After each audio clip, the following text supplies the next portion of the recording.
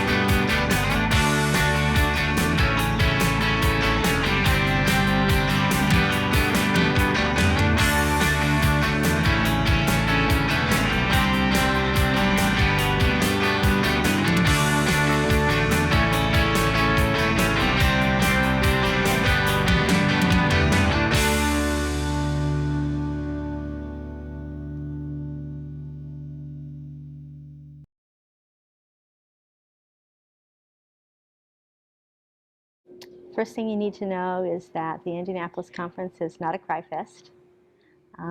It's very family oriented. That's what our focus is on families. So we do a lot of entertainment, but we also try to educate families about what is the disease and what is the process and that kind of stuff. But in the same breath, we try to do it in the most positive and happy, upbeat as possible, so that they do understand that life isn't all gloom and doom. It's going to be fine, and their child is going to be an absolutely important part of their family.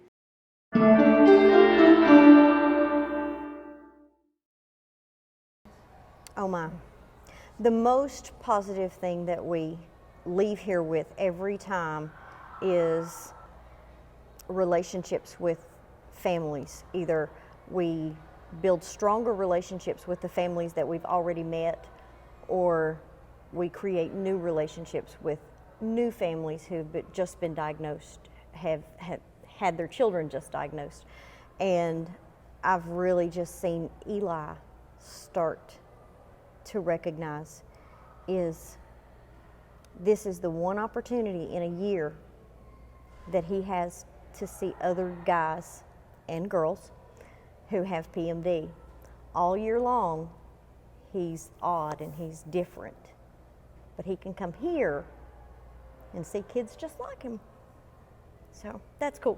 My most favorite part of the conference is when I have the family who comes and they're very sad and very depressed and very beaten down, and they come here and they see the other families, and they then go home with a renewed sense of, I can do this. This is not the death sentence that my doctor talked about. And they then become their child's best advocate, and they then suddenly live a happy life. I think one of the biggest positives from coming is just to feel accepted, and it is family support in the truest sense of the word. To belong, and just to be together with some other families and other people that get it. And that's not something we have too often in other places, but when we get to come here, you just get to relax truly, as much as is possible with special needs kids, and you get to just be with other families that get it, and that doesn't happen very, very much in other places.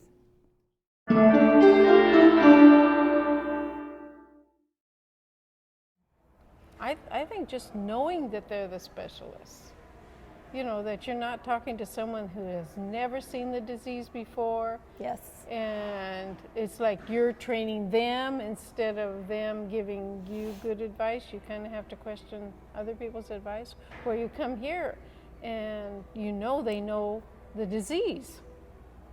Right, and we've seen more specialists as far as the information the doctor talks, providing information that eventually it prepares you for knowing what might come up, like Ashley feeds, she's able to eat, but her eating and her choking has gotten worse over the years, so we know a lot of people here have feeding tubes. So we're familiar with them now, and the doctor gives you options of the different types that they might you might not get that at home, especially when, like you say, nobody at home has seen another kid or maybe one other kid in their whole career. But yeah, so last time we came, we were able to meet with neurology, and it's just a chance to ask some questions of people who have seen, the neurologist here has seen more PMD cases than anybody else probably in the world.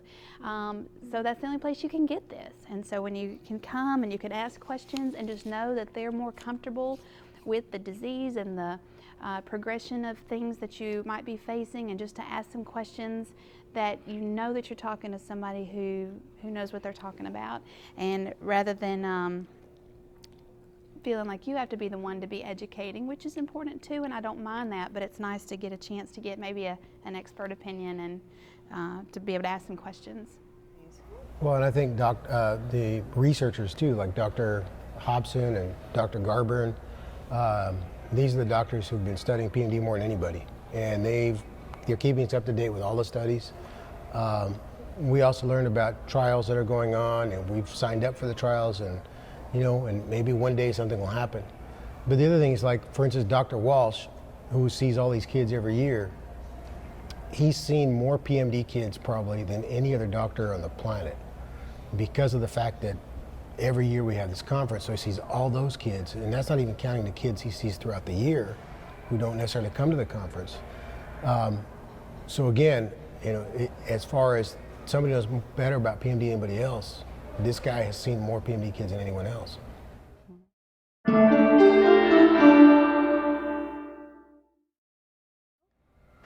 I can answer questions with a little more authority, and I can question the doctors with a little more authority.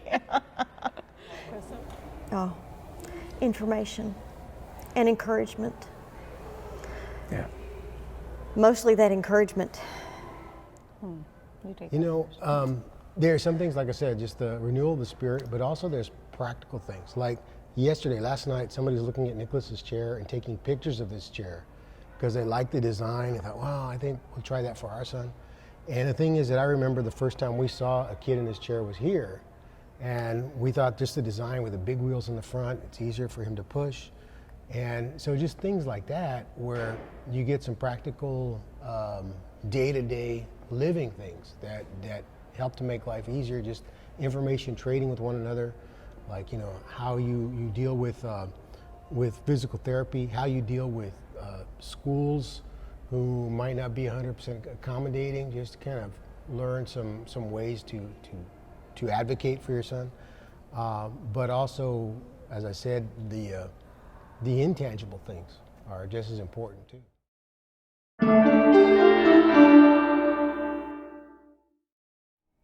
Yeah, we come for the people. We come for the families. It's a way you're able to connect with people, and connect with people in a way that you don't often get to connect with other people. The people here are amazing. If you want to meet some good people, this is a way to do it. This is a place to come, because we've been through hard times. We know what that is. But we can encourage each other and help each other in the truest way, not just it's going to be okay, but hey, I've been there, and a way to trade stories and advice of we know what we're going through, and so we can talk about traveling with kids and the mundane things of feeding kids and all the issues that we face, and we can we can talk through that together and help each other, and some awesome people to get to do that with and to travel this journey with are here. So, and that's another reason we come, because we can sit here and gripe and know that we're having the same issues back home, and maybe we can share a little of information about how we got past those issues at home. Well, and we're looking at what other equipment is available where maybe your physical therapist hasn't gone to a particular conference and learned about this particular apparatus or whatever. Absolutely.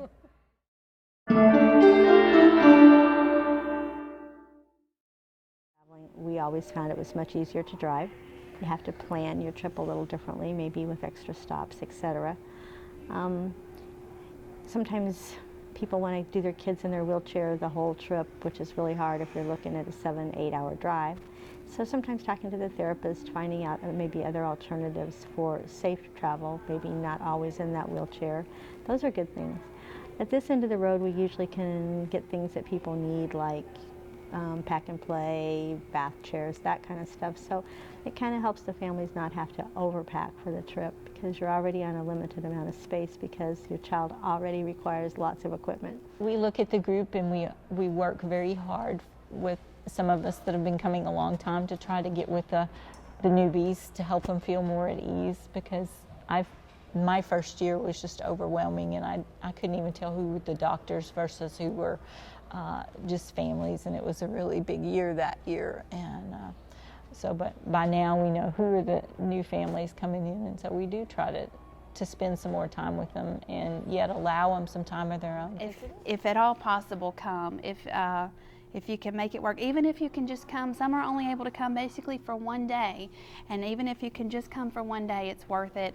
If you can come for longer and make it a long weekend, we were able to do that this time for the extra rest, and that was great, and it's important to do that, and that downtime is important too. But yeah, if you can come. Well, probably just what Melissa said, meeting other people is very uplifting, and even though you know it's going to be hard, take the chance and do it, because we've about talked ourselves out of it a couple of times, because traveling is hard, especially with the boys with PMD, but it's worth it. Make the effort and just try it one time, because after the first time we came, it was very encouraging, very uplifting, just to be able to talk to other parents and other individuals who've come in contact with other boys who've had PMD, because I don't know, it just helps talking to other people. I'd say you need to come. You need to take a chance. I don't know. I think there's some who are a little hesitant because they think it's going to be very, I don't know, maybe very sad, or a bunch of people feeling sorry for themselves, and it isn't. I think there's more laughter going on at this conference than anything else. There's a lot of education. On the Saturday morning, we get a lot of work from the doctors who are doing research, and especially telling the new families stuff that they need to know. But it's a very comfortable, inviting place and an inviting conference.